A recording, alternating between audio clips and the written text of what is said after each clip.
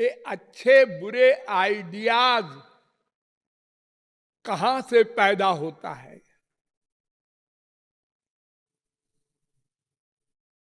पाप करने की प्रवृत्ति हो या पुण्य करने की प्रवृत्ति हो, अच्छा काम करने की हो या गलत काम करने की हो, इसका कर्ता कौन है? अरे मनुष्य है। मनुष्य मनुष्य क्या होता है? मनुष्य शरीर है। अरे शरीर तो कोई कर्म करता नहीं। देखो, मरने के बाद शरीर रहता है, हाँ, वो कुछ नहीं करता। अरे तो जीवित अवस्था में तो करता है। जीवित अवस्था में भी 6 घंटे 8 घंटे आप लोग सोते हैं, कुछ नहीं करते। ये कर्म का कर्ता कौन है? हमारे हाथ है, पैर है, आंख है, कान है, नासिका है, रसना है, त्वचा है, ये 10 इंद्रियां हैं, ये काम करती हैं। नहीं नहीं, जब आप लोग सोते हैं तो 10 इंद्रियां तो आपकी रहती हैं जब तक आप जीवित हैं। हाँ, लेकिन घर में चोरी हो गई, आपको नहीं मालूम, तो वो कोई और है कर्म का कर्ता। उसका नाम है मन। मन, अंतःकरण, वो कर्म करता है। उसके 2 विभाग हैं, एक मन, एक को बुद्धि कहते हैं। उसी मन का ही दूसरा रूप है बुद्धि। पहले हम किसी बात को सोचते हैं, ये पुरुष है कि स्त्री है, कि पुरुष है कि स्त्री है। हाँ, आंख है, कान है, नाक है, रासिका, अरे इसके मूंछ है, ये पुरुष है। ये बुद्धि लगाया तो उसने डिसीजन लिया, निश्चय किया, तो फिर उसने मन को बताया कि ये पुरुष है। तो मन ने इंद्रियों को बताया, तो रसना ने कहा वो पुरुष है। ये एक मशीन है भगवान ने दे रखी है हम लोगों को, दिन भर ये काम करती रहती है, बंद नहीं होती कभी। इस मशीन को कोई बंद भी नहीं कर सकता। यहां तक कि मरने के बाद भी जीवात्मा के साथ ये सब इंद्रियां जाती हैं।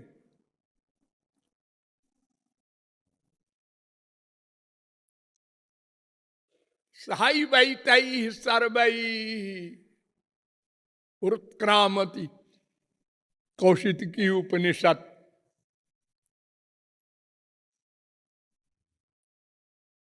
जब जीव शरीर छोड़ता है तो ये 11 इंद्रियां, ये मोटी मोटी इंद्रियां नहीं, इसके अंदर इंद्रिय शक्ति होती है, वो साथ जाती है। अरे आप लोग सपना देखते हैं, हाँ, तो शरीर तो यहीं रहता है पलंग पर, हाँ, और आप बहुत कुछ देखते हैं, हाँ, आंख तो रजाई में बंद है, हाँ, फिर भी देखते हैं, सुनते हैं, सूंघते हैं, रस लेते हैं, स्पर्श करते हैं, डरते हैं, रोते हैं, हंसते हैं।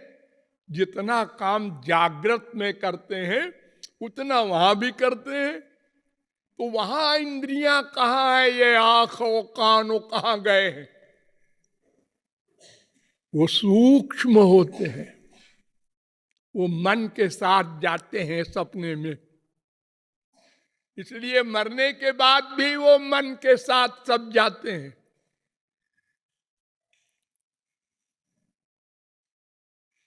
तो बुद्धि हमारी मेन चीज है। जैसा बुद्धि ने डिसीजन किया, उसने मन को ऑर्डर किया, मन ने इंद्रियों को ऑर्डर किया, और वो काम हो गया। अच्छा काम हो, बुरा काम हो। तो ये मशीन का नाम अंतःकरण या मन बुद्धि कह दो। हाँ, तो अगर ये बुद्धि ठीक हो जाए, अर्थात अंतःकरण, तो हमारे सब कर्म ठीक हो जाए। हाँ, इसी अंतःकरण को ठीक करने के लिए हमारे आचार्यों ने, शास्त्रों वेदों ने ये भगवान की उपासना बताई है।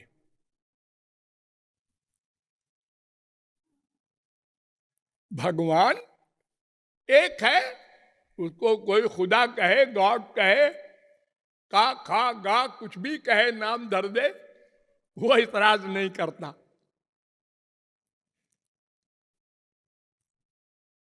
हमारा मन अनादिकाल से गंदा है। गलत काम सोचते सोचते करते करते उसी का अभ्यस्त हो गया है। जैसे पाखाने के कीड़े को पाखाना ही अच्छा लगता है, अभ्यास हो गया है। विष के कीड़े को विष ही अच्छा लगता है, शराबी को शराब ही अच्छी लगती है। उसी तरह हमारे अंतःकरण को अनाचार, दुराचार, भ्रष्टाचार करने का अभ्यास अनंत जन्मों का है, बड़ा जबरदस्त। जब एक जन्म का अभ्यास अगर किसी को पड़ जाता है, शराब का, चाय का, सिगरेट का, तो वो कहता है मैं नहीं छोड़ सकता, खाना छोड़ दूंगा, शराब नहीं छोड़ सकता। छोटी छोटी चीज को अगर कह दो छोड़ दो, ये हमसे नहीं हो सकता।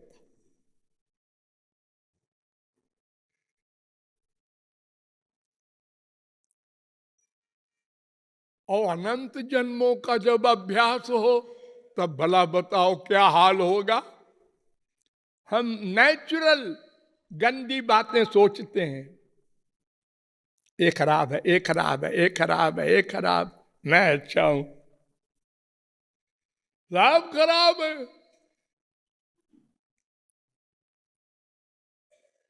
यहां तक कि भगवान के अवतार अनंत बार हमने देखे, और वहां भी कह दिया ये कैरेक्टरलेस है, राम हो, कृष्ण हो, कोई हो, हम ठीक है। जो दूसरे को खराब सोचता है, वह स्वयं खराब है, ये पक्का प्रमाण। और हम वो करने में बड़ा हमको आनंद मिलता है। दूसरे की बुराई करें, दूसरे में दोष देखें, अभ्यास है। ये अभ्यास से ये हाल है हमारा बुरा। अनंत बार भगवान मिले, संत मिले, नहीं इसमें ये खराबी है, इसमें है, इसमें है, ये ऐसा क्यों कपड़ा पहनता है, ये ऐसा क्यों करता है, ऐसा क्यों बोलता है, ये उधर क्यों देखता है, लो। और हम क्या करते हैं, अपने लिए नहीं सोचता।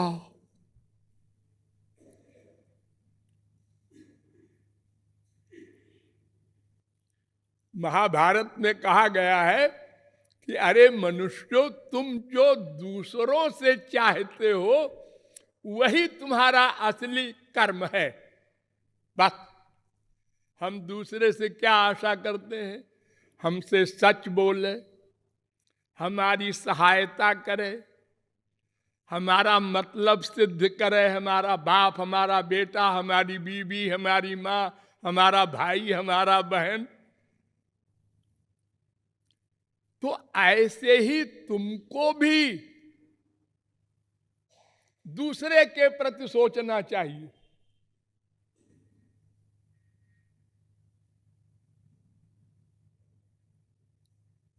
हमको सत्य प्रिय है, हमसे झूठ क्यों बोला हो, और तुम झूठ बोलते हो सो। हाँ बोलते तो है, तुमको पता नहीं है झूठ बोलने वाले तुम्हारे प्रत्येक कर्म को तुम्हारे भीतर बैठा भगवान नोट कर रहा है। अरे मरोगे तो एक दिन, हाँ ये तो पक्का ज्ञान है, तो फिर वे सब कर्मों का हिसाब जो रखने वाला अंदर बैठा है वो क्या दुर्दशा करेगा। हाँ ये भी ठीक है। फिर पता नहीं क्यों बोल देता हूं झूठ, जानता हूं। दुर्योधन ने कहा जानामि धर्मम न च मे प्रवृत्ति, मैं जानता हूं श्री कृष्ण भगवान है और मैं ये भी जानता हूं मैं गलत कर रहा हूं, लेकिन क्या करूं, कर देता हूं। ये हाल है हम लोगों का। तो ये मन रूपी मशीन से ही सारा वर्क होता है।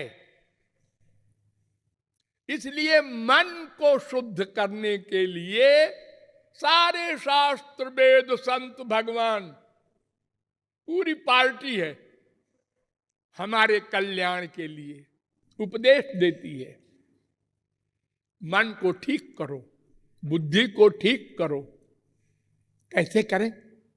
अपनी बुद्धि को सही बुद्धि में जोड़ो, इसीलिए गुरु की आवश्यकता बताई गई। उसकी बुद्धि में बुद्धि जोड़ो।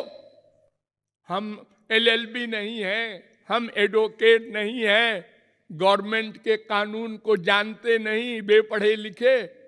हाँ ठीक है, 1000 रुपया वकील को दे के समझ लो, और वकील की बुद्धि में बुद्धि जोड़ के कोर्ट में बात करना, अपनी बुद्धि न लगाना। और हम ऐसे ही करते हैं, वकील कर लिया और कोर्ट में खड़े हो गए। अब दूसरी पार्टी का वकील बड़ा सीनियर काबिल, और वो जिरह कर रहा है हमसे, और हम डटे हैं, जो जो हमारे वकील ने कहा है वही बोलते हैं। उसके आगे अगर कोई बात पूछे तो चुप हो जाते हैं। हमारे वकील ने ऐसे कहा था, तो मुकदमा जीत जाते हैं, अंगूठा छाप लो। ऐसे ही जब वाल्मीकि के गुरु ने कहा मरा मरा कहते रहो जब तक मैं लौट के ना आऊं, तो उसने ये नहीं पूछा गुरुजी कब लौट के आप आएंगे, और ये मरा मरा कहने से क्या होगा। हम लोगों से कोई महात्मा ऐसा कहे तो हम उसके खिल्ली उड़ा दे, नरा नरा कहते जाओ, अब ये बताते नहीं हम कब लौट के आएंगे। हम पागल हैं क्या जो इनकी बात मान ले। पढ़े लिखे हैं, बीए है, एमए है, डीलिट है, खोपड़ा है, बड़ा अहंकार है सबको अपनी अपनी बुद्धि का। और जो पढ़ा लिखा नहीं है तो कहता है अरे पढ़े लिखे से क्या होता है, ये पढ़ा है, हम लड़े हैं। ऐसी ऐसी भाषाएं निकाले हैं सब अहंकार के लिए। तो जब शास्त्र वेद संत की बुद्धि में बुद्धि जोड़ेंगे और उसके अनुसार मन को गवर्न करेंगे, तो मन उसके अनुसार इंद्रियों को गवर्न करेगी, तो सब कर्म ठीक होंगे।